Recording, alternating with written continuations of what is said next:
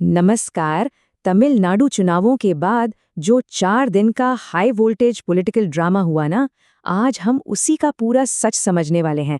यकीन मानिए, ये किसी थ्रिलर फिल्म से बिल्कुल भी कम नहीं था। तो सोचिए, एक बहुत बड़े मूवी स्टार जब नेता बनते हैं और फिर सीधे चीफ मिनिस्टर बनने की रेस में आते हैं, तो ये पूरी सिचुएशन अचानक से एक बेहद टफ नंबर्स गेम में कैसे बदल जाती है। आइए इसे स्टेप बाय स्टेप समझते हैं। इस पूरी कहानी में बस एक नंबर सबसे क्रूशल है, 118। तमिलनाडु की 234 सीटों वाली असेंबली में सरकार बनाने के लिए ये एब्सोल्यूट मिनिमम, यानी वो जादुई आंकड़ा है जो हर हाल में चाहिए। अब जरा इस चार्ट को देखिए, सारा पंगा यहीं से शुरू हुआ। विजय की पार्टी टीवी के 108 सीटों के साथ सबसे बड़ी पार्टी तो बन गई, लेकिन उस मैजिक फिगर से ठीक 10 कदम पीछे रह गई। और यहीं से इस पूरे खेल की शुरुआत हुई। पूरे 4 दिन तक लगातार टेंशन बनी रही। गवर्नर आरवी अरलीकर का स्टैंड बिल्कुल क्लियर था, उन्हें 118 विधायकों के समर्थन का रिटन प्रूफ चाहिए था। बुधवार और गुरुवार को विजय का क्लेम रिजेक्ट हो गया। शुक्रवार तक उनके पास 116 का प्रूफ आया और आखिरकार काफी मशक्कत के बाद शनिवार को जाकर ये फिगर 120 तक पहुंची। Section 1, the alliance roller coaster.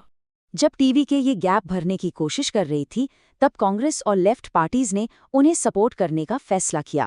लेकिन इस स्टेटमेंट को देखिए, कांग्रेस के ही सीनियर लीडर मनीष शंकर अय्यर ने अपनी पार्टी के इस कदम को राजनीतिक अवसरवादिता और अनैतिकता कहकर इसकी कड़ी आलोचना की। ड्रामा तब और बढ़ गया जब एएमएमके ने एक गंभीर आरोप लगाया। टीवीके ने दावा किया कि एएमएमके के इकलौते एमएलए का समर्थन उन्हें मिल गया है। इस पर एएमएमके लीडर टीटीवी दिनाकरण ने इसे सीधे तौर पर हॉर्स ट्रेडिंग यानी खरीद फरोख्त या फिर फर्जीवाड़ा बता दिया। इस खींचतान में विधायकों को तोड़े जाने का डर इतना बढ़ गया कि रिजॉर्ट पॉलिटिक्स की वापसी हो गई। सेफ्टी के लिए एआईडीएमके के विधायकों को पुडुचेरी शिफ्ट किया गया और वहीं कांग्रेस ने अपने विधायकों को बेंगलोर और हैदराबाद के रिजॉर्ट्स में भेज दिया।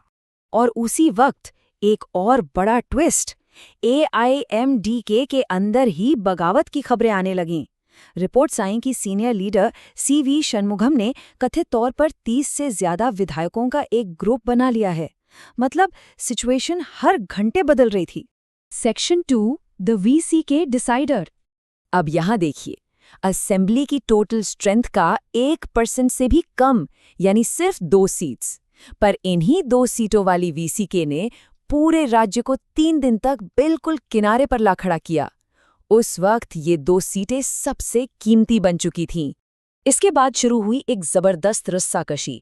अफवाहें थीं कि एआईएडीएमके और डीएमके विजय को रोकने के लिए वीसीके लीडर को ही चीफ मिनिस्टर की पोस्ट ऑफर करने पर विचार कर रहे थे। वहीं दूसरी तरफ टीवीके उन्हें अपने गठबंधन में लाने की पूरी कोशिश कर रही थी। लेकिन फाइनली वीसीके ने रुकावट न बनने का फैसला किया। पार्टी प्रेसिडेंट तोल थिरुमालवन का ये बयान सारा सस्पेंस खत्म कर देता है। उन्होंने बिल्कुल क्लियर कर दिया कि वो बिना किसी शर्त के टीवीके को सरकार बनाने के लिए सपोर्ट कर रहे हैं। Section 3, reaching the magic number. तो आखिर में ये डेडलॉक इस मैथ से सॉल्व हुआ। टीवीके के 707, कांग्रेस के 5, सीपीआई और सीपीएम के 2-2, वीसीके के 2 और आईयूएमएल के 2 विधायक। ये सब जुड़कर हो गए 120। टारगेट 118 का था और अब ये बिल्कुल सेफ जोन में आ चुके थे। पर इस क्रूशल सपोर्ट के बदले में तमिलनाडु अपने इतिहास की पहली गठबंधन सरकार देखने जा रहा है। छोटे सहयोगी दलों को कैबिनेट में जगह देने का वादा किया गया है। वीसीके को 1 और लेफ्ट पार्टीज को 2 मिनिस्ट्रियल पोस्ट्स मिलेंगी। जब ये स्थिति बिल्कुल साफ हो गई तो डीएमके प्रेसिडेंट एमके स्टालिन ने जनता के जनादेश को एक्सेप्ट कर लिया।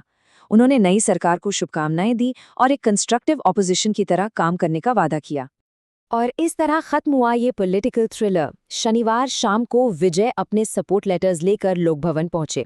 वहां वड़ा और कॉफी के साथ बातचीत हुई और फाइनली उन्हें गवर्नर से चीफ मिनिस्टर पद का ऑफिशियल अपॉइंटमेंट मिल गया। तो जैसे ही ये थ्रिलर अपने अंजाम पर पहुंचता है और शपथ ग्रहण समारोह शुरू होता है, हम सबके सामने एक बड़ा सवाल खड़ा होता है। क्या ये अभूतपूर्व गठबंधन तमिलनाडु की राजनीति के भविष्य को हमेशा के लिए बदल देगा? ये यूनिक अलायंस आगे कैसे काम करेगा, ये देखना वाकई बहुत दिलचस्प होगा। आज के इस एनालिसिस में जुड़ने के लिए शुक्रिया।